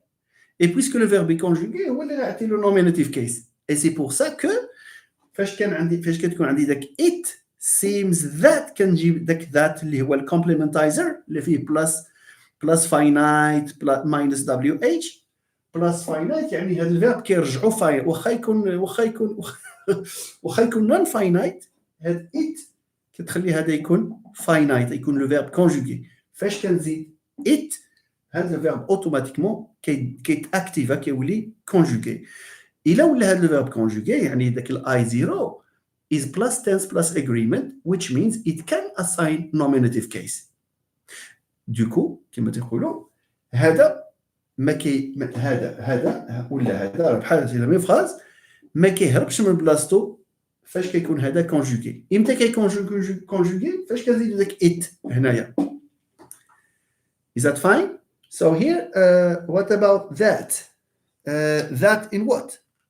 It seems that it seems that voilà اسمع هذه. Yeah, thank you. Who is the Suhail? Yeah, that is a complementizer. We know, my students and other students know, that complementizers have two features. كيقول لنا جوج حوايج. that c'est un complementizer اللي كيقول لي واش لا phrase interrogative ولا لا. دونك كيكون فيه يا اما plus ولا minus wh depending on whether we have a question or not. But it also tells us whether the sentence after it, the clause after, is finite or non-finite. داكشي علاش كنكتب وحدها يا اما plus finite يا اما minus finite. دونك في هذه الحاله فاش كندير نزيد it، هذا الكومبليمنتايزر هذا كيولي بلس فاينايت وكيعطيني هذه، كيكونجوغي ليا هذه صافي. دونك الا تكونجوغات هذه يعني اتس able to assign nominative case and therefore الا درت انا هنا it يعني هذا الفعل ما عنده فين يمشي. علاش؟ لان صافي عنده nominative case هنايا. باغ كونطخ الا ما عنديش هذه كتولي غير seemed John to be happy. John هنا غيوقع في المشكل لان ما عندوش هذه اللي غتاسايني له الكيس. I hope you got my point clearly. Okay, now let's move to something else, please. To the second part of it. هادوك اللي ماشي seem type verb. دونك هادو seem ولا appear. For example, John appears to be happy. هي appears John to be happy. And because John does not find enough features here, plus tense plus agreement, because this is closed, it has to move to a place. كيجي هنايا كتحط هنا قبل الفيرب. علاش؟ حيت غيلقى I0 هنايا اللي plus tense plus agreement, and this is the idea that keeps recycled here. Okay.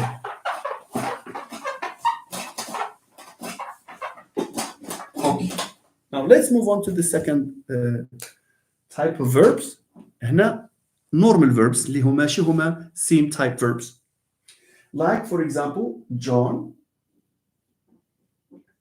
tried, look at this, to be happy. ولا glad. Okay. So we have here John and then we have tried.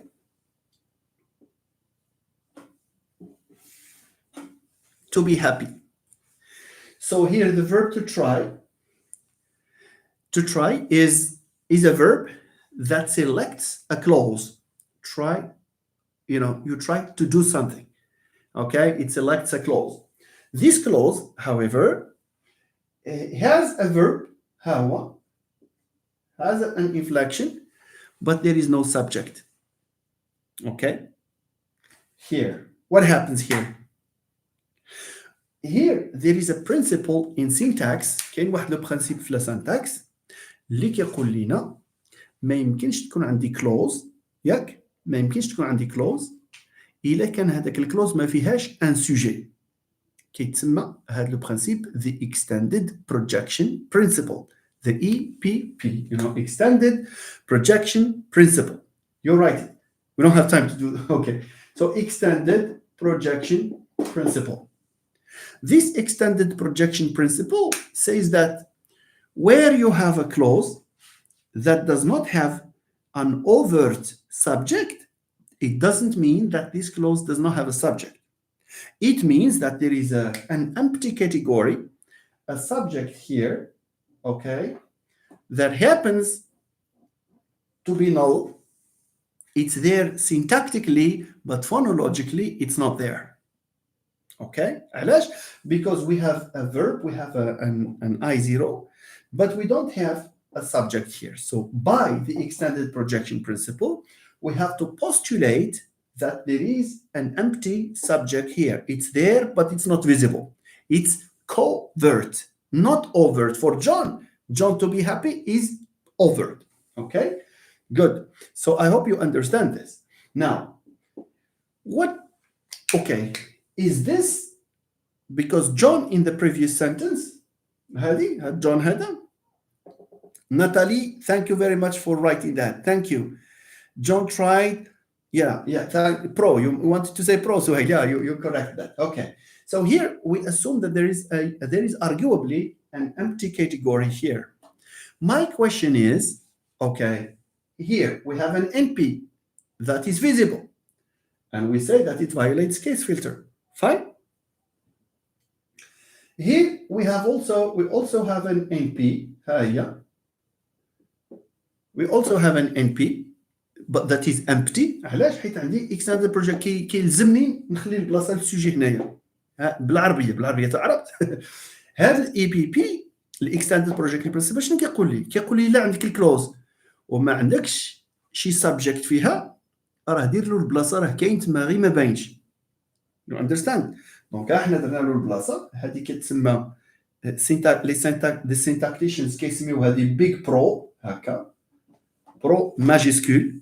دونك كاين برو مينيسكول اللي هي ان برونون بحال هي شي ات، ولكن برو ماجيسكول في السينتاكس اش كتعني؟ كتعني عندك واحد الناون فريز تما اللي هي امبتي كاينه بالحق ما بيناش فونولوجيكمون، ما كتكتب ما كتنطق ما كتشاف. فوالا شي هاي. The question is, can we say that this pro, like John here, violates case filter? Does pro violate case filter here, and therefore it has to move like John because both of them are noun phrases? The answer is no. Why? Because case filter اللي كيقول لي ما خصش يكون عندك overt NP إلا كانت caseless وإلا كانت حدا an I0 verb which is not conjugated. راه هنا كيس فلتر كيهضر ليا غير على لي جروب نومينو سميتو المركبات الاسميه او نون فريزز اللي هما فيزيبل اللي هما اوفرت كنسميهم اوفرت، اللي ما باينينش بحال برو سميتهم كوفرت ما باينينش دي ار نوت ليكسيكال دي ار ذير وسلام. دونك هذا ما كيخضعش للكيس فلتر، هذا ما كيخضعش للكيس فلتر حيت it's not overt it's covered it's hidden. هذا خصو يمشي لشي بلاصه اخرى، هذا كيبقى بلاصتو. كنسميو هذا كنسميوه raising حيت raising predicate حيت the verb raises. هنا كنسميوه control predicate control هكا control هكا predicate. It means what? It means that its case features had case feature is controlled by John from a distance. Is controlled, it looks at it, and in case it needs something كيعطي له شي شويه ديال الكيس. That's how I think about it. Okay. So we say especially that John here has the same reference with the pro. علاش؟ Who tried? It's John.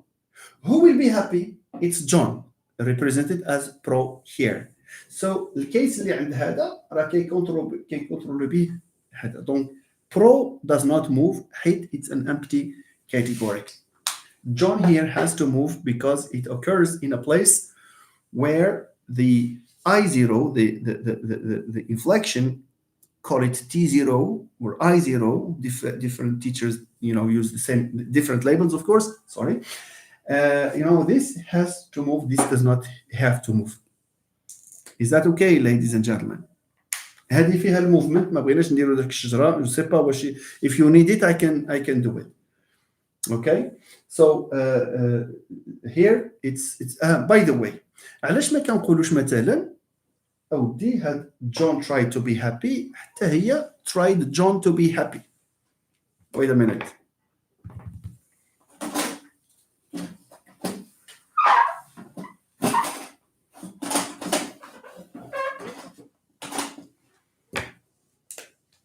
Tried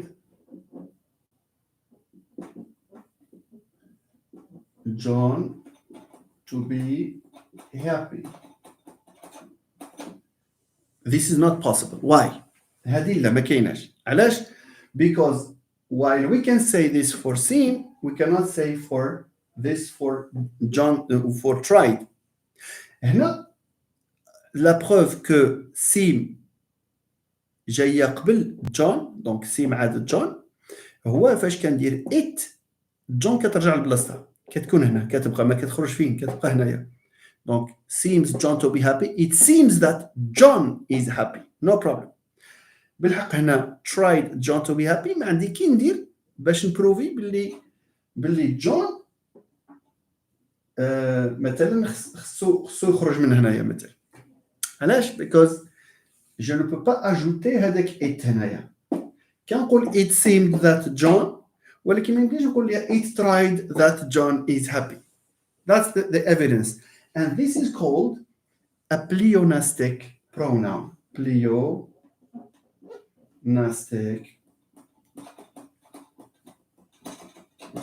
Pleonastic pronoun is different from another pronoun. لأن فاش كنقول مثلا the phone وكنقول لك it refers it هنا refers to the phone. But when I say it seems هنا it refers to what? It doesn't have a reference. It's there only to satisfy the syntactic constraint of the extended projection principle. حيت خصني شي حاجة تما نعمر بها subject. It does not have a meaning, so it's called a pleonastic pronoun. Okay, so if you have questions about this, let me know, please. Otherwise, we call it a day. If you have other questions, we can still afford some time to talk, maybe some 10 minutes or so. So let me know, ladies and gentlemen.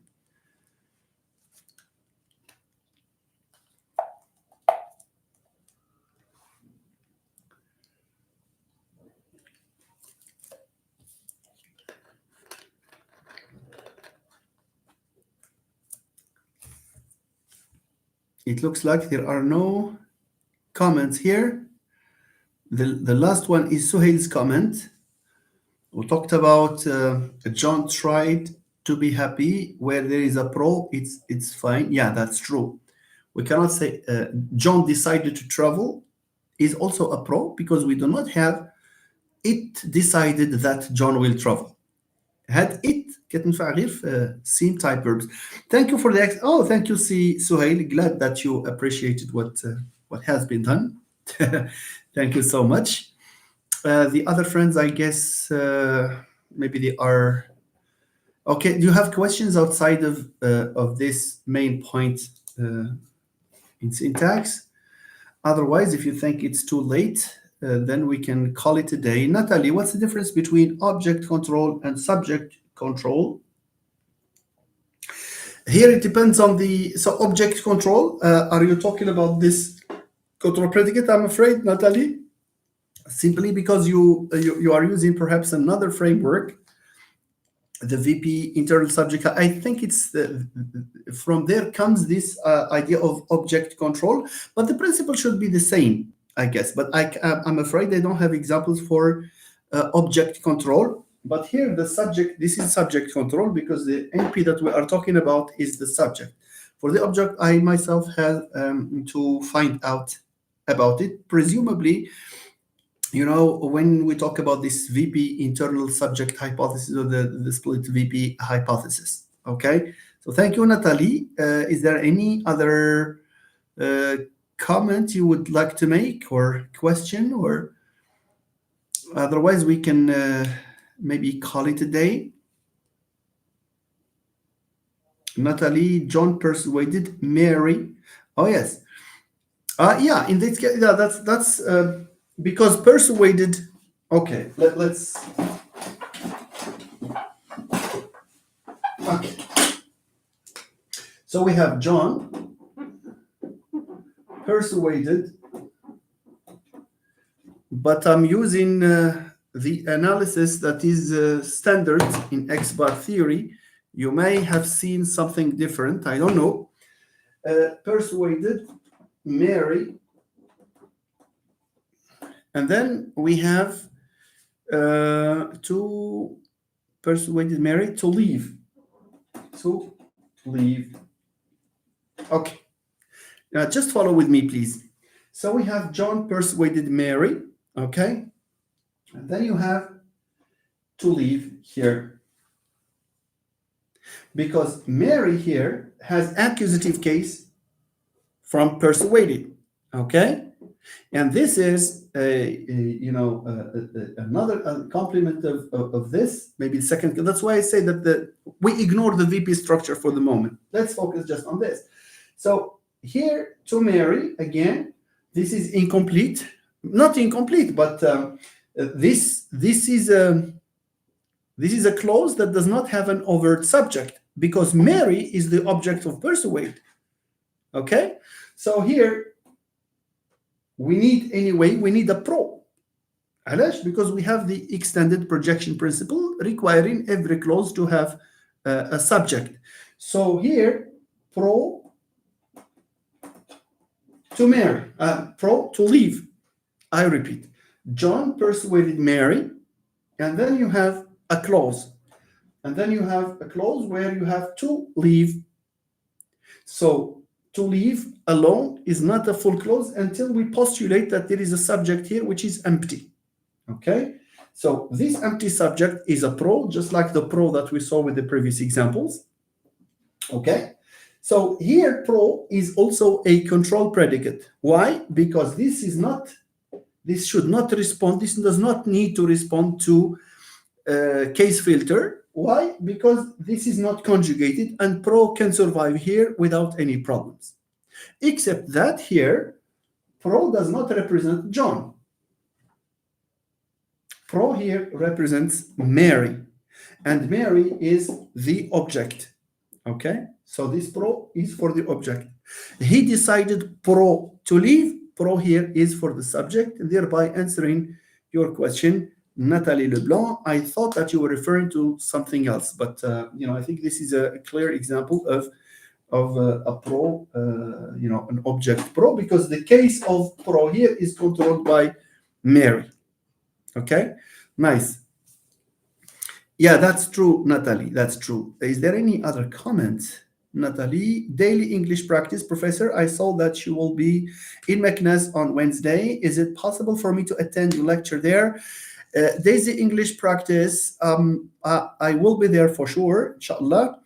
But I don't know what the policy is. I really don't know. I'll have to check with the. Would you kindly send me a private message so that I can answer you, because I need to get in touch with the organizing committee and with the coordinators, in fact, of the meeting, and I will let you know.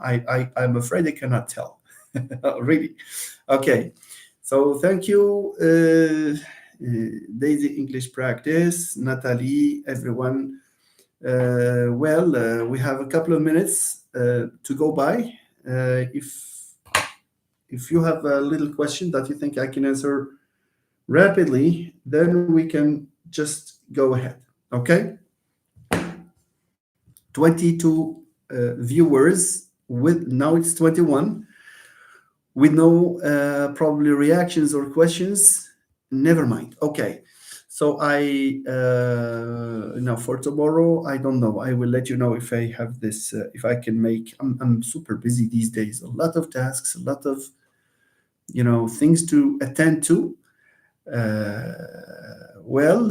If I can make it for tomorrow, then I will talk about distinctive features and then phonological processes.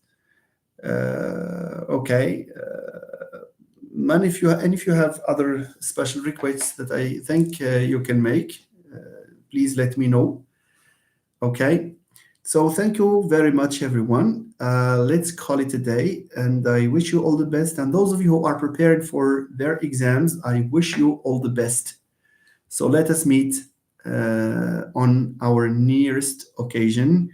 On the nearest occasion, thank you, Nathalie Leblanc. Thank you, Chernobyl. Thank you, Faiza. Faiza has been following us too. Okay, merci beaucoup, Faiza. Faiza is a student. I don't know if she has finished. I don't know, but she was at the Department of Nador. Mohammed Al-Zaraq, thank you, Professor, for the informative session. Looking forward to see you next session. Inshallah, Si Mohammed, you are welcome. Please do your best to share the link to this channel with the friends that you think can be interested. And this way we will, okay. She says, well is one way of saying yes in Terifit. Okay, thank you very much, everyone, and I wish you all the best. Bye-bye.